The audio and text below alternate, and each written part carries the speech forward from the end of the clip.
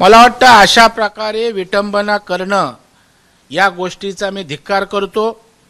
यामागे कोण आहेत त्याचा निश्चितच पोलीस शोध घेतील आणि संबंधितांवर कारवाई करतील अशा प्रकारची अपेक्षा मला आहे। राज्याचे मुख्यमंत्री किंबहुना देशाचे पंतप्रधान यांनी संविधानाचा सतत त्या ठिकाणी आदर केलाय, सन्मान केलाय आणि जर कोणी विटंबना करत असेल तर ती प्रवृत्ती त्याच्या मुळाशी कोण आहे शोधून कठोर कारवाई या ठिकाणी सरकार निश्चितच करेल अशा प्रकारचा आम्हाला पूर्ण विश्वास आहे। उद्भवलेली परिस्थिती रात्री पोलीस प्रशासनानं, जिल्हा प्रशासनानं ज्या पद्धतीने हाताळायला हवी होती त्या पद्धतीने हाताळली नाही, म्हणून आज उद्भवलेला हा प्रसंग आहे।